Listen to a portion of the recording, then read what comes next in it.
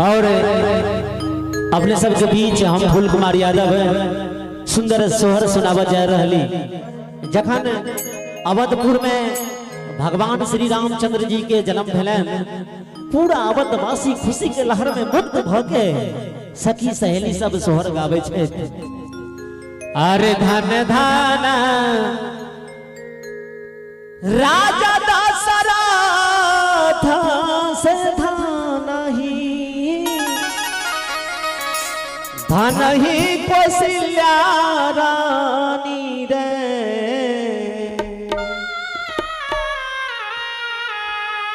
धन धन राजा दशरथ से धन ही कौशल्या रानी रे। ललना रे धाना भेलैया भाग्य राज श्री राम जी जनाम ले रे। ललना रे धाना भेलैया भाग्य राज श्री राम जी जनाम ले रे। धन धन राजा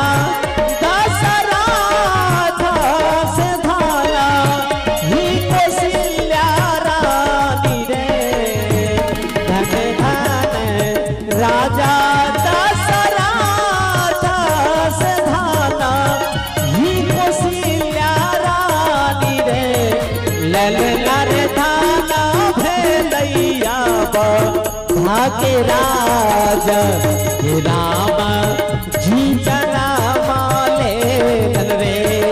ललना रे धाना भेलैया भाग्य राज हे राम जी जनाम ले रे।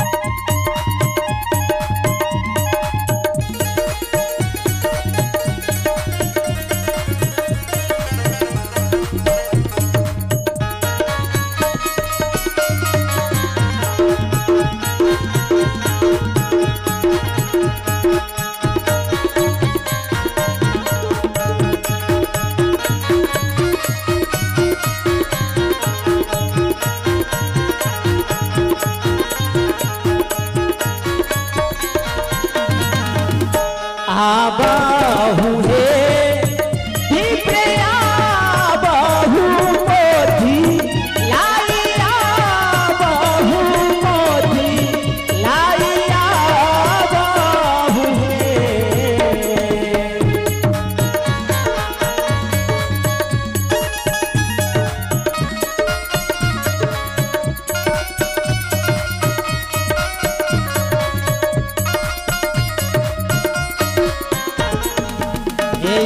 बाहु हे विप्रया बहु मोधी लाइया बहु मोधी लाइया बहु हे। जखन भगवान राम के जन्म भेलन, राजा दशरथ विधि पंडित जी के बुलावे छथिन और पंडित जी से कहे छथिन जे अपन पतरा में देखियो जे हमर बउआ जन्म लेलखिन, केहन भाग छे, की नाम रखियन। देखियो कोना कहे छथिन।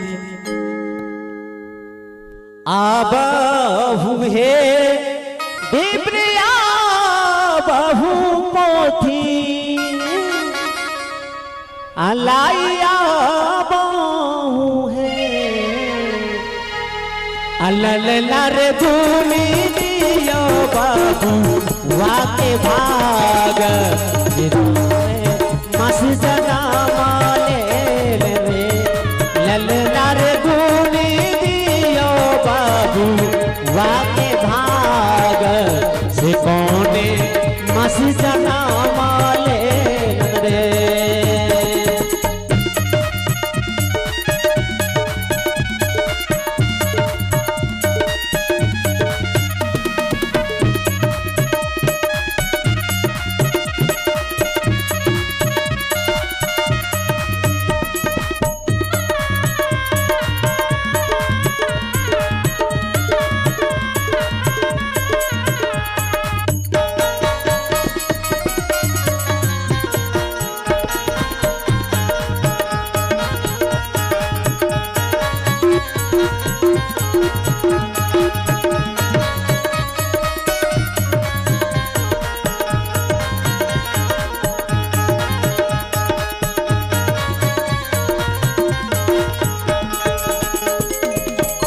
चैत मास राम जी जनाम लेलन बूढ़ी बलवान होइतन बूढ़ी बलवान होइतन हे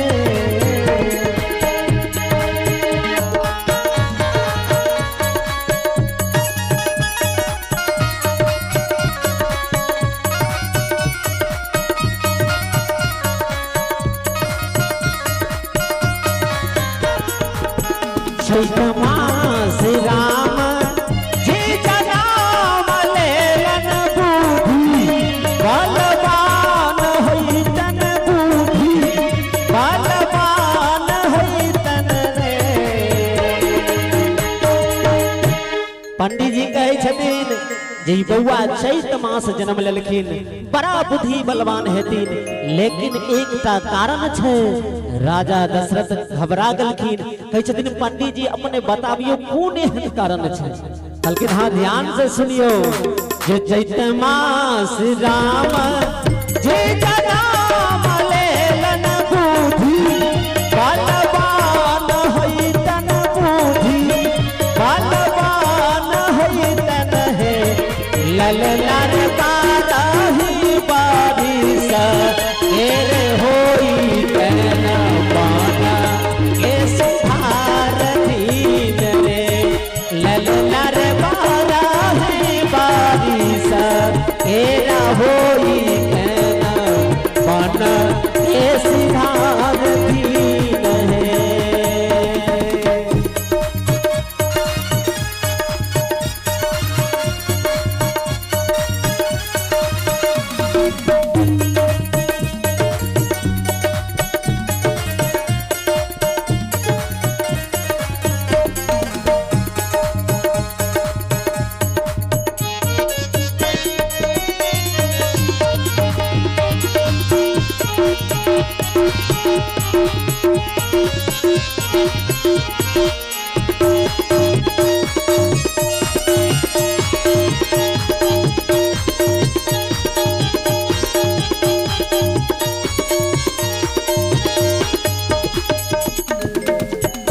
इतना बचाना राजा सुना लाना सुना हुन पावलान रे।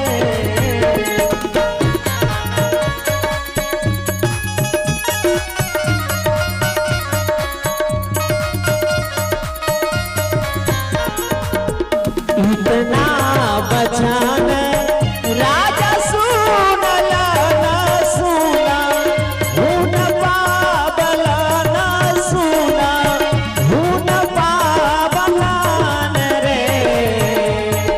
ललनार गोरे मुहे थान लन चदारिया सियाबा नहीं पाचब रे। ललनार गोरे मुहे थान लन चदारिया सियाबा नहीं पाचब रे।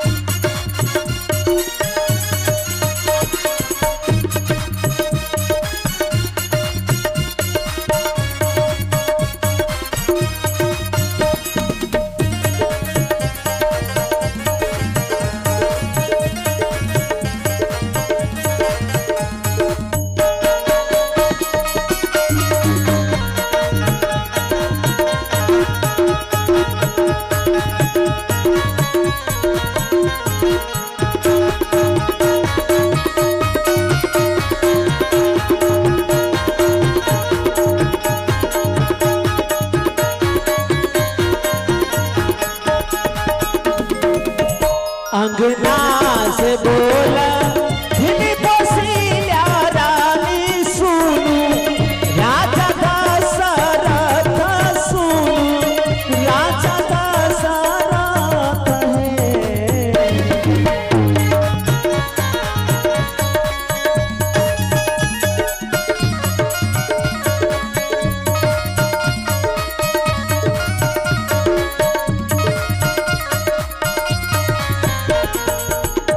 अंगना